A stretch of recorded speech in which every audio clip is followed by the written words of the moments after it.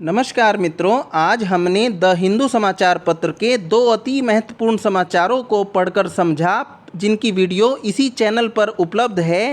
पहले समाचार में हमने जाना कि 8 कोर उद्योगों में से जून 2020 के महीने तक 7 कोर उद्योगों ने उत्पादन में गिरावट दर्शाई, परंतु अकेला उर्वरक उद्योग इस प्रकार का था जिसने उत्पादन में सुधार दर्शाया, जिसका सीधा संबंध इस वर्ष के अच्छे मानसून और खरीफ की अच्छी फसल से है। और दूसरा समाचार जो हमने चर्चा की वह था भारत में अगस्त और सितंबर 2020 के महीनों में अच्छी मानसूनी वर्षा का पूर्वानुमान भारतीय मौसम विज्ञान विभाग ने जताया है। यह द हिंदू के दोनों समाचार इंगित करते हैं, पॉइंटर देते हैं कि आज आपको अपनी पुस्तक में से भारत की जलवायु और मानसून का चैप्टर अच्छी तरह पढ़कर तैयार कर लेना चाहिए। आइए इसी को डिस्कस करते हैं। जलवायु क्या है? जलवायु का प्रभाव मनुष्यों के जीवन पद्धति तथा पृथ्वी की विभिन्न क्रियाओं पर प्रत्यक्ष रूप से पड़ता है, चाहे वह वनस्पति हो या कृषि कार्य अथवा यातायात की व्यवस्था। ये सभी क्षेत्र जलवायु से प्रभावित होते हैं। दीर्घ अवधि तक की किसी स्थान की वायुमंडलीय दशाओं को जलवायु अर्थात क्लाइमेट की संज्ञा दी जाती है।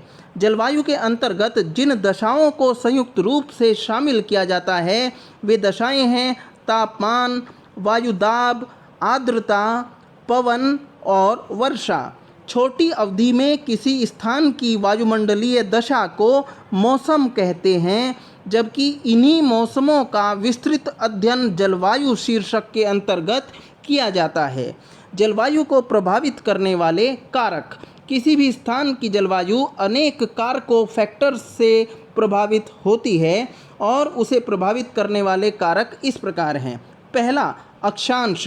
दूसरा, समुद्र तल से उच्चता ऊंचाई, समुद्र से दूरी, पर्वत की दिशा और पवन की दिशा। आइए डिस्कस करते हैं अक्षांश। किसी भी स्थान के तापमान का वितरण अक्षांशों की स्थिति के अनुसार होता है। विषुवत रेखा पर सूर्य की किरणें सीधी पड़ती हैं और इस कारण इस क्षेत्र में तापमान अधिक और वायु दबाव कम होता है। इसके ठीक विपरीत ध्रुवों पर सूर्य की किरणें तिरछी पड़ती हैं और इस कारण इस क्षेत्र में तापमान कम और वायु दबाव अधिक होता है। समुद्र तल से उच्चता। किसी भी स्थान का तापमान और वहाँ की वर्षा समुद्र तल की उच्चता से प्रभावित होती है। जैसे जैसे समुद्र तल से उच्चता बढ़ती है, पृथ्वी का तापमान घटता जाता है। ध्यातव्य है कि धरातलीय ऊष्मन अर्थात धरातलीय वार्मिंग के प्रभाव से निम्न भागों में तापमान उच्च रहता है तथा हवाएं गर्म और हल्की रहती हैं और उच्च भागों में तापमान निम्न होता है, कम होता है तथा हवाएं ठंडी और भारी होती हैं। यहाँ यह भी ध्यातव्य है कि जो स्थान समुद्र तल से जितनी अधिक ऊंचाई पर स्थित होगा वहाँ का तापमान उतना ही कम होगा। समुद्र से दूरी। किसी भी स्थान की जलवायु उसकी समुद्र से दूरी के अनुसार प्रभावित होती है। समुद्र के निकटवर्ती स्थलों की जलवायु सामान्यतः सम रहती है, जबकि समुद्र से दूरवर्ती स्थलों की जलवायु विषम रहती है। सागर की धाराएं अपने स्वभाव के अनुरूप तटवर्ती क्षेत्रों को प्रभावित करती हैं। समुद्र के निकट तापांतर कम होता है, समुद्र से दूर तापांतर अधिक होता है। पर्वत की दिशा। किसी भी स्थान की जलवायु पर्वत की दिशा द्वारा भी निर्धारित होती है। पर्वत हवाओं को रोककर वर्षा की आवश्यक दशाओं का निर्माण करते हैं, जिससे पर्वतीय क्षेत्र में वर्षा होती है तथा पर्वतीय विमुख ढाल वर्षा रहित हो जाता है। पर्वत प्रदेश भयंकर लू या आंधी को रोककर विमुख ढाल को इस आपदा से सुरक्षित रखता है। पवन की दिशा। ठंडे प्रदेश से आने वाली हवाएं ठंडी होती हैं तथा ये तापमान को कम कर देती हैं, जबकि गर्म प्रदेश से आने वाली हवाएं शुष्क होती हैं और ये तापमान को उच्च कर देती हैं। पवन अपनी दिशा के परिवर्तन के क्रम में तापमान की विषमता को उत्पन्न करती है, जिससे जलवायु बहुत अधिक प्रभावित होती है। मानसूनी पवन। मानसून क्या है? मानसून एक सामयिक पवन है जो जाड़े में एक दिशा से तथा गर्मी में दूसरी दिशा से चला करती है। मानसून की उत्पत्ति कर्क और मकर रेखाओं के निकट होती है। इसका विश्व प्रसिद्ध क्षेत्र दक्षिण पूर्व एशिया है, जहां एक और विस्तृत स्थल भाग है तो दूसरी ओर विस्तृत जल भाग। ग्रीष्मकाल जून जुलाई के महीने में स्थल भाग अधिक गर्म हो जाता है, जिससे वह निम्न दाब क्षेत्र का एरिया बन जाता है। इस समय उसके निकटवर्ती जल भाग पर वायु का उच्च दाब प्राप्त होता है, जिसके परिणाम स्वरूप वायु उच्च दाब क्षेत्र से स्थल के निम्न दाब क्षेत्र की ओर चल पड़ती है और यहाँ आकर यह पवन का रूप ले लेती है। वायु दाब मापी ढाल अधिक होने के कारण इसकी गति बहुत तीव्र होती है।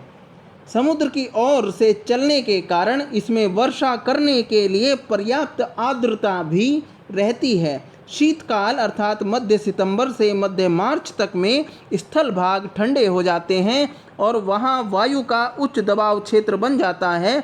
इसके निकटवर्ती जल भाग पर निम्न दबाव पाया जाता है, अतः पवन स्थल से जल की ओर चलने लगती है। स्थल की ओर से आने के कारण पवन में आर्द्रता नहीं रहती बल्कि शुष्कता रहती है।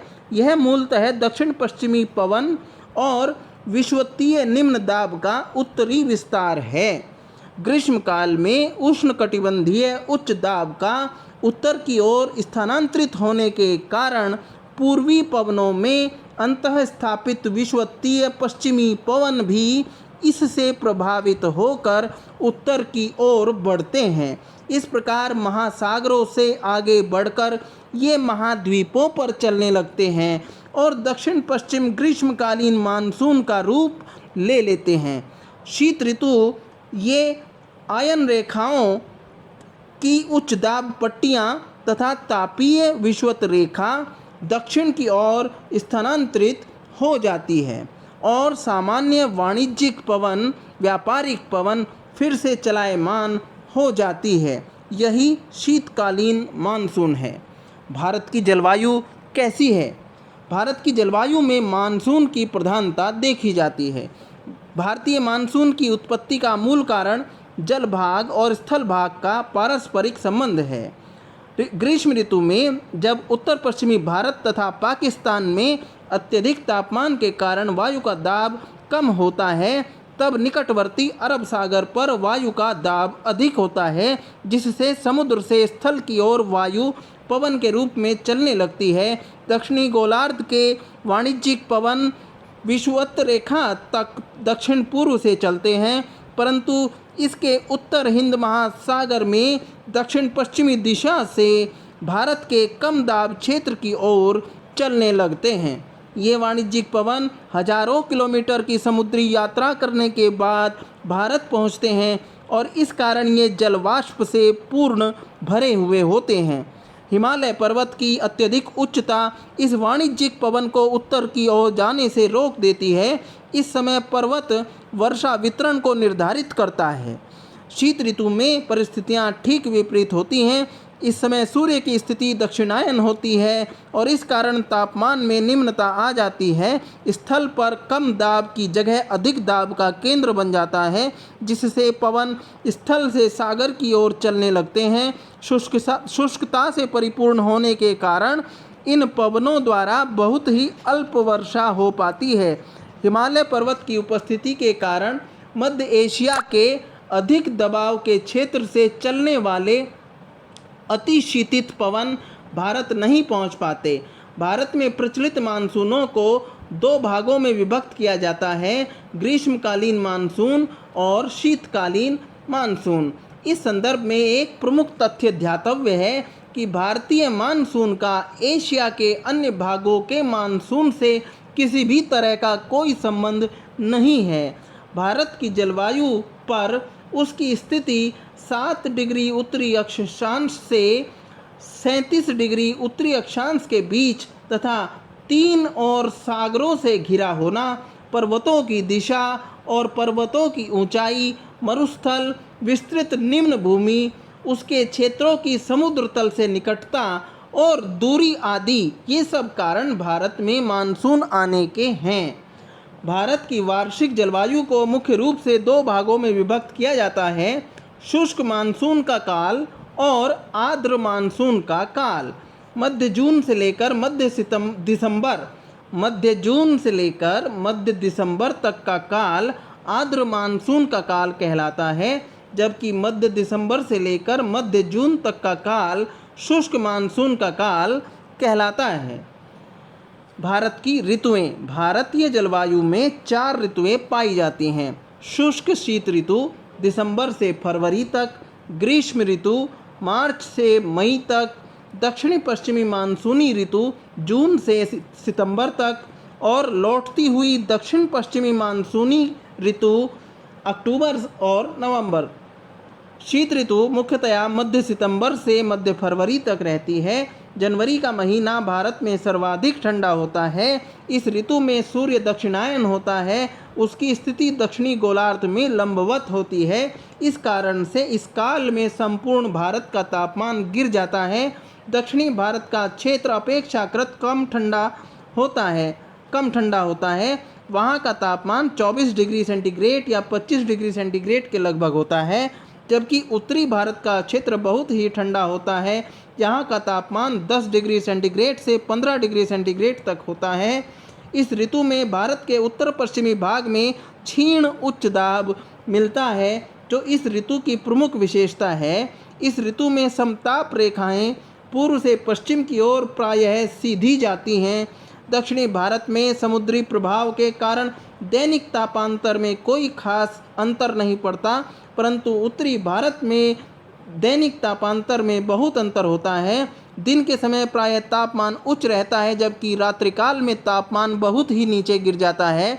शुष्क शीत ऋतु में उत्तर पश्चिमी भारत अधिक दबाव का क्षेत्र बन जाता है और वहाँ से पवन दक्षिणी गोलार्ध के कम दबाव वाले क्षेत्रों की ओर चलने लगते हैं। ये स्थलीय पवन अत्यंत शुष्क होते हैं, इसी कारण इसे शीतकालीन शुष्क मानसून की संज्ञा दी जाती है। गंगा के मैदान में यह पवन पश्चिम की ओर चलता है, इसलिए गंगा के मैदान में इस शुष्क शीतकालीन मानसून को पछुआ पवन कहा जाता है। यह पवन दक्षिणी भारत में उत्तर तथा उत्तर पूर्व की दिशा में चलता है। वर्षा की दृष्टि से शुष्क शीत ऋतु अपने नाम के अनुसार शुष्क ही रहती है। इस ऋतु में प्रायः आसमान साफ रहता है और वायु में नमी की मात्रा बहुत कम होती है। इस काल में हवा की गति मंद होती है। इस काल में उत्तरी भारत में आने वाले चक्रवात अपना विशिष्ट महत्व रखते हैं। इस चक्रवात का भारत में प्रवेश भूमध्य सागर की ओर से इराक, ईरान और पाकिस्तान के रास्ते होता है। इस चक्रवात से उत्तर पश्चिमी भारत में हल्की वर्षा होती है। ये चक्रवात बहुत ही कम शक्ति वाले होते हैं और पूर्व की ओर बढ़ने पर इनकी शक्ति क्षीण होती चली जाती है और वर्षा की मात्रा भी कम होती चली जाती है। इस चक्रवातीय वर्षा के कारण उत्तर पश्चिमी भारत में शीत ऋतु में शीतलहर चलती है। इस ऋतु में दक्षिणी भारत में अच्छी वर्षा होती है। ग्रीष्म ऋतु भारत में मार्च से लेकर मध्य जून तक रहती है। इस ऋतु में सूर्य की स्थिति उत्तरायण होती है, वह उत्तरी गोलार्ध में लंबवत होता है। इस ऋतु में संपूर्ण भारत का तापमान उच्च हो जाता है। मार्च के मध्य में तापमान उच्चता को प्राप्त करने लगता है। मई का महीना सामान्यतया भारत में सर्वाधिक गर्म होता है। इस समय तापमान 40 डिग्री सेंटीग्रेड से लेकर 42 डिग्री सेंटीग्रेड तक पहुंच जाता है। किसी किसी भाग में तो तापमान 45 डिग्री सेंटीग्रेड से भी ऊपर चला जाता है। ग्रीष्म ऋतु में ही लू नाम की पवनें चला करती हैं। ये लू मुख्यतया उत्तर और उत्तर पश्चिमी भारत में दिन के समय चलते हैं। इस ऋतु में सर्वाधिक गर्मी उत्तर पश्चिमी भारत में पड़ती है। राजस्थान में उच्चतम तापमान अंकित किया जाता है और वहाँ तापमान 50 डिग्री सेंटीग्रेड तक भी पहुँच जाता है। दक्षिणी भारत में अपेक्षाकृत कम गर्मी पड़ती है और वहाँ तापांतर भी कम होता है। ग्रीष्म ऋतु में उत्तर पश्चिमी भारत का उच्च वायुदाब का क्षेत्र निम्न वायुदाब वाले क्षेत्र में परिवर्तित हो जाता है। इस क्षेत्र में इस ऋतु में समुद्री पवन और स्थलीय पवन दोनों प्रवाहित होते हैं। समुद्री पवन दक्षिण पूर्व से प्रवाहित होते हैं और उसमें आर्द्रता होती है, जबकि स्थलीय पवन पश्चिम से प्रवाहित होते हैं और उसमें शुष्कता तथा गर्मी होती है। स्थलीय समीर आंधी और तूफान से परिपूर्ण होता है, इसी को लू की संज्ञा दी जाती है। जिन स्थानों पर स्थलीय पवन और समुद्री पवन एक दूसरे से मिलते हैं वहाँ भयंकर तूफान उत्पन्न होते हैं और कहीं कहीं अधिकांशतया पूर्वी भारत में वर्षा भी हो जाया करती है। इस वर्षा से चाय की फसल को लाभ मिलता है। आम के वृक्षों को यह वर्षा विशेष तौर पर लाभ पहुंचाती है। पूर्वी भारत में स्थल समीर को और समुद्री समीर को मिलने से प्राप्त होने वाले तूफान को नॉर्वेस्टर की संज्ञा दी जाती है। पूर्वी भारत में जहाँ स्थलीय समीर समुद्री समीर से मिलती है वहाँ उत्पन्न होने वाले तूफान को पूर्वी भारत में नॉर्वेस्टर की संज्ञा दी जाती है। दक्षिणी पश्चिमी मानसूनी ऋतु जून से सितंबर तक रहती है। इस ऋतु को वर्षा ऋतु की संज्ञा दी जाती है। इस ऋतु में भारत की जलवायु पूर्णतया परिवर्तित हो जाती है।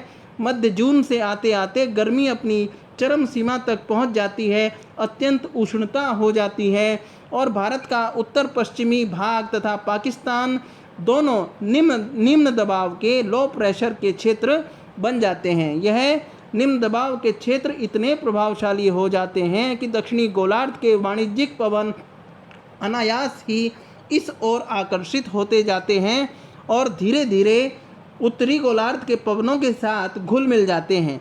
यहीं आकर दक्षिण पूर्व के वाणिज्यिक पवन दक्षिण पश्चिमी मानसून का रूप ले लेते हैं। हजारों किलोमीटर की दूरी पार कर भारत में प्रवेश करने के कारण ये पवन आर्द्रता से युक्त होते हैं। इनके प्रविष्ट होने के साथ ही भारत में भारी वर्षा आरंभ हो जाती है। भारत की कुल वर्षा का लगभग 80% इसी दक्षिण पश्चिमी मानसूनी पवन से उत्पन्न होता है। इस ऋतु में वातावरण में उमस की अधिकता से बेचैनी बढ़ जाती है। लौटती हुई दक्षिण पश्चिमी मानसून की ऋतु का समय अक्टूबर और नवंबर का महीना है। इस ऋतु को शरद ऋतु की संज्ञा दी जाती है। इस ऋतु में भारत की जलवायु सर्वाधिक तापांतर वाली होती है। दिन के समय तापमान अधिक रहता है, रात्रि के समय तापमान बेहद गिर जाता है। इस ऋतु में सूर्य एक बार फिर से दक्षिणायन हो जाता है और इस कारण उत्तरी गोलार्ध के तापमान में निम्नता आने लगती है। उत्तर पश्चिमी भारत का निम्न वायुदाब का क्षेत्र उच्च वायुदाब वाले क्षेत्र में परिवर्तित हो जाता है। बंगाल की खाड़ी में निम्न वायुदाब का क्षेत्र बन जाने के कारण मानसून वापस लौटने लगता है। इस ऋतु में स्थलीय समीर प्रवाहित होने लगते हैं। इस ऋतु में स्थलीय समीर प्रवाहित होने लगते हैं। लौटता हुआ मानसून जब बंगाल की खाड़ी को पार कर जाता है तब उसमें फिर से एक बार आर्द्रता का समावेश हो जाता है और इस कारण दक्षिणी पूर्वी भाग में शरदकालीन वर्षा होती है। भारत के अन्य हिस्से में इस ऋतु में आसमान साफ रहता है। इस ऋतु में बंगाल की खाड़ी में निम्न वायुदाब का केंद्र निर्मित हो जाने के कारण चक्रवात उत्पन्न होने लगते हैं और इस कारण दक्षिणी पूर्वी तट पर तूफान या चक्रवात की वर्षा होती है। मानसूनी वर्षा का क्षेत्र भारत में वर्षा का वितरण विविधतापूर्ण है और यहाँ वर्षा का अधिकांश ग्रीष्मकालीन मानसूनी पवन से प्राप्त होता है। जाड़े की वर्षा उत्तर पश्चिमी भारत में चक्रवातों द्वारा होती है। उत्तर भारत में ग्रीष्म ऋतु शुष्क होती है, किंतु अल्प मात्रा में वर्षा ग्रीष्म ऋतु में उत्तर भारत में होती है। दक्षिण पश्चिमी मानसून से अधिकांश वर्षा पश्चिमी तटों तथा उत्तर पूर्वी उप हिमालयी प्रदेशों में हुआ करती है। भारत के विस्तृत मैदान में 100 सेंटीमीटर से 200 सेंटीमीटर तक औसत वर्षा होती है। भारत में मानसूनी वर्षा का सर्वाधिक कम मात्रा वाला क्षेत्र पश्चिम में कच्छ से लेकर पंजाब और हरियाणा तक विस्तृत है। इन क्षेत्रों में 5 सेंटीमीटर से 40 सेंटीमीटर तक ही वार्षिक वर्षा मानसून द्वारा होती है। भारत की कुल वार्षिक वर्षा का 80% दक्षिण पश्चिमी मानसून द्वारा होती है। यह वर्षा जून से लेकर सितंबर महीने तक होती है। इस वर्षा का वितरण असमान है, इसलिए संपूर्ण भारत को वर्षा वितरण की दृष्टि से 4 प्रमुख भागों में बांटा जाता है: भारी वर्षा क्षेत्र, अल्प वर्षा क्षेत्र, सामान्य वर्षा क्षेत्र और न्यून वर्षा क्षेत्र। पश्चिमी घाट के पश्चिमी भाग, असम और पूर्वी हिमालय की दक्षिणवर्ती ढाल भारी वर्षा के क्षेत्र हैं। इन क्षेत्रों में वार्षिक वर्षा सामान्यतया 200 सेंटीमीटर से भी अधिक होती है। पश्चिमी घाट का पूर्वी भाग, तमिलनाडु के तटीय क्षेत्र, पश्चिम बंगाल, बिहार, उत्तर प्रदेश का पूर्वी भाग, मध्य प्रदेश, उड़ीसा, आंध्र प्रदेश का उत्तर पूर्वी भाग और महाराष्ट्र तथा गुजरात के सीमावर्ती भाग सामान्य वर्षा के क्षेत्र में आते हैं। इन क्षेत्रों में वार्षिक वर्षा सामान्यतया 100 सेंटीमीटर से 200 सेंटीमीटर के बीच होती है। पंजाब, हरियाणा, राजस्थान का दक्षिण पूर्वी भाग, गुजरात, महाराष्ट्र तथा कर्नाटक का पूर्वी भाग, आंध्र प्रदेश का दक्षिणी भाग अल्प वर्षा के क्षेत्र में आते हैं। इन क्षेत्रों में अधिकांश वर्षा सामान्यतया 50 सेंटीमीटर से 200 सेंटीमीटर तक होती है। राजस्थान का मरुस्थलीय भाग और पंजाब तथा हरियाणा का दक्षिणी भाग निम्न वर्षा के क्षेत्र में आते हैं। इन क्षेत्रों में वार्षिक वर्षा सामान्यतया 50 सेंटीमीटर से कम ही होती है। यह हमारा वीडियो प्रथम भाग यहीं पर हम समाप्त कर रहे हैं। अगले भाग में फिर मिलते हैं। धन्यवाद।